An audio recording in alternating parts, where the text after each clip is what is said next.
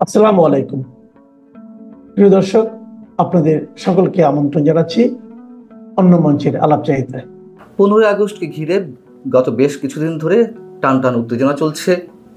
সরকারের মধ্যেও অবশ্যই এক ধরনের আতঙ্ক কাজ করছে, ভয় কাজ করছে, সাধারণ মানুষের মধ্যে নানান ধরনের উদ্বেগ কাজ করছে। সেই 15ই আগস্টের পূর্বক্ষণে 14ই আগস্ট আমরা কী ধরনের চিত্র দেখতে পেলাম, বিশেষ করে ধানমন্ডি 32 নম্বরকে কেন্দ্র করে।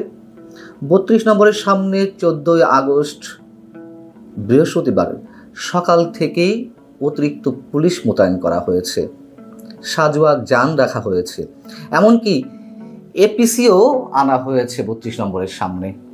এই যে এত এত নিরাপত্তা, এগুলো কি কারণে?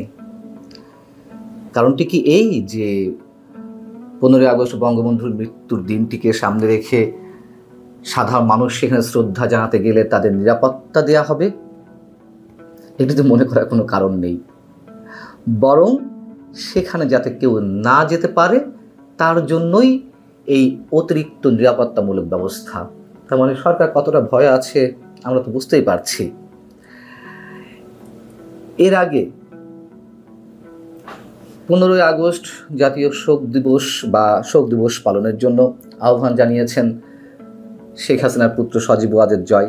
তারও আগে প্রধান উপদেষ্টা প্রেস সচিব তিনি কয়েকজন সাংবাদিকের সঙ্গে একান্ত সাক্ষাৎকারে কী বলছিলেন সে বিষয়ে আমি আপনাদেরকে জানিয়েছি।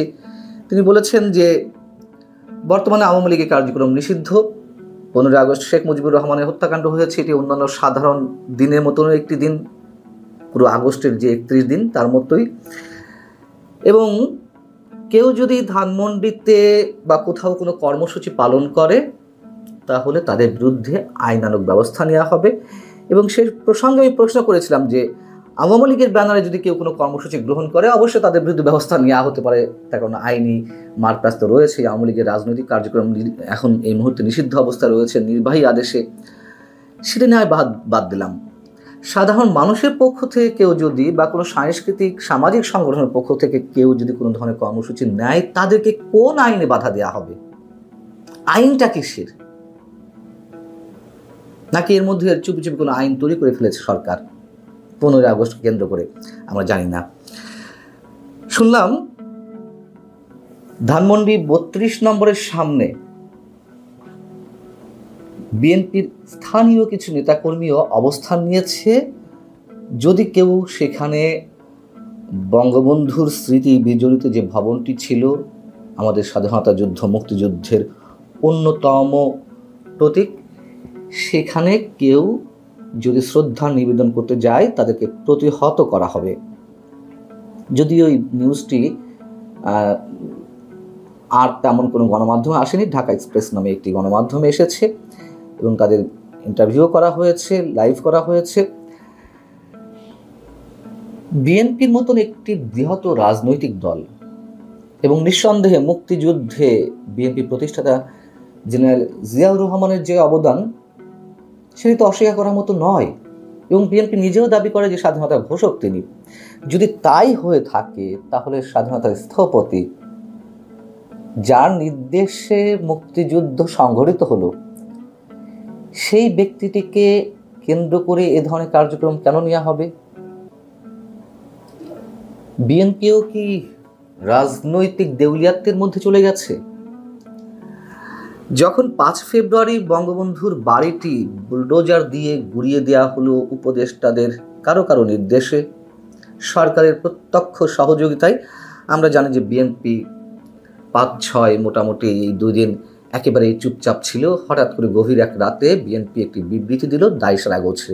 যখন বঙ্গবন্ধুর বাড়ি বুলডোজার দিয়ে গুড়িয়ে দেওয়ার কাজটি শুরু হলো তখন সারা দেশে আওয়ামী লীগের বিভিন্ন নেতাকর্মীদের বাড়িও বুলডোজার দিয়ে গুড়িয়ে দেওয়া হচ্ছিল এবং বিএনপি একটি বিবৃতি দিল যে সারা দেশে ঐতিহাসিক স্থাপনা যে বুলডোজার দিয়ে গুড়িয়ে দেওয়া হচ্ছে তা বিএনপি সমর্থন করে না, একেবারে দায়সারা গোছের। আবার তখন সম্ভবত 9 ফেব্রুয়ারি বিএনপির অন্যতম শীর্ষ নেতা জয়নাল আবদিন ফারুক তিনি মন্তব্য করেছিলেন, ঠিক হয়েছে, বুলডোজার দিয়ে 32 নম্বর গুড়িয়ে দেওয়া হয়েছে, ভালো কাজ হয়েছে। তার কারণ সেখান থেকেই গুম খুনের নির্দেশ আসতো। গুম খুনের নির্দেশ সেখান থেকে আসবে কেন? সেখানে তো শেখ হাসিনা থাকতেন না। আওয়ামী লীগ সরকারের সময় যে গুম খুনের অভিযোগ রয়েছে সেই সরকারের বিরুদ্ধে, শেখ হাসিনা কি সেখানে থাকতেন? সেখান থেকে কেন গুম করে নির্দেশ আসবে? সরকার আসলে প্রচণ্ড আতঙ্কে রয়েছে, ভয়ে রয়েছে আওয়ামী লীগকে নিয়ে। যে আওয়ামী লীগকে নিষিদ্ধ করা হয়েছে তাদের নেতাকর্মীদের খুঁজে পাওয়া যাচ্ছে না, সেখানে কেন সরকার এতটা ভয় থাকবে? এবং গত কয়েকদিন ধরে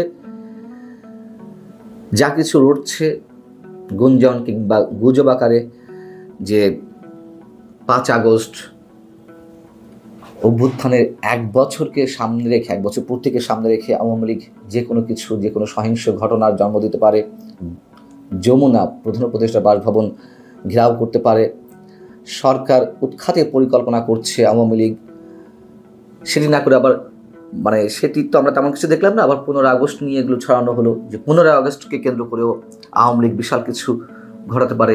এইগুলো অনেকে বলছিলেন, আমরা কেউ কান দিচ্ছিলাম, গুঞ্জন আকারে ধরছিলাম, গুজব আকারে ধরছিলাম, কিন্তু এই গুজবগুলো তো সরকারের পক্ষ থেকেই ছড়ানো হয়েছে। যেমন ধরুন নয়া দিগন্ত, দৈনিক নয়া দিগন্ত কাদের পত্রিকা, এটি আমরা বেশ ভালো করে জানি। সেখানে বলা হচ্ছে, এরকম আরও অনেক জায়গাতেই এসেছে এই ধরনের রিপোর্টিং, সেখানে বলা হচ্ছে যে গত 5 আগস্ট ঘিরে নাশকতার যে ভয়াবহ পরিকল্পনা করেছিল আওয়ামী লীগ, তার টের পেয়ে অন্তর্বর্তী সরকার আগেভাগেই কঠোর অবস্থানে চলে যায়। ওই দিনের পরিকল্পনা ব্যর্থ হওয়ার পর এবার 15 আগস্টকে কেন্দ্র করে পতিত আওয়ামী লীগ নাশকতার নতুন পরিকল্পনা সাজিয়েছে। সূত্র জানাচ্ছে, 15 আগস্ট শেখ মুজিবুর রহমানের মৃত্যুবার্ষিকী, অতীতের মতো এই দিন জাতীয় শোক দিবস ঘোষণা করে মাসব্যাপী কর্মসূচিও পালন করছে দলটি। 15 আগস্ট ধানমন্ডির 32 নম্বর শেখ মুজিবের প্রতিকৃতিতে ও বনানীর কবরস্থানে, বঙ্গবন্ধু পরিবারের অন্যান্য সদস্যদের যে কবরস্থান রয়েছে, সেখানে ফুল দিয়ে শ্রদ্ধা জানানোর জন্য দলটির এক বিবৃতিতে নেতাকর্মীদের আহ্বান জানানো হয়েছে। আওয়ামী লীগের ফেসবুক পেজে আগেই বলেছে সজীব ওয়াজেদ জয় এই আহ্বান জানিয়েছেন। কিন্তু এই যে নাশকতার পরিকল্পনার কথা বলা হচ্ছে, আমরা তো তার কোনো প্রমাণ দেখিনি, ছিঁড়ে ফটো আনা।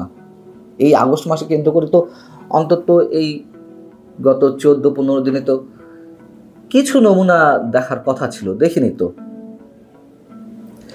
এগুলো আসলে সরকারের পক্ষ থেকেই ছড়ানো হচ্ছে। এবং প্রধান উপদেষ্টার প্রেস সেক্রেটারি বলে রেখেছিলেন সম্ভবত 31শে জুলাই যে পরবর্তী 7-8 দিন, 5-6 দিন খুব ক্রুশিয়াল ডে, বোঝা যাবে দেশ কোন দিকে যাচ্ছে, সরকার কোন দিকে যাচ্ছে।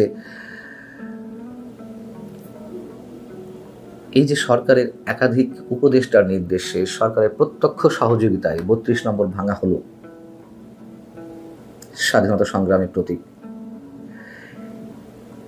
এটিও তাও মেনে নিলাম যে আওয়ামী লীগের নেতা হিসেবে বা ফ্যাসিবাদের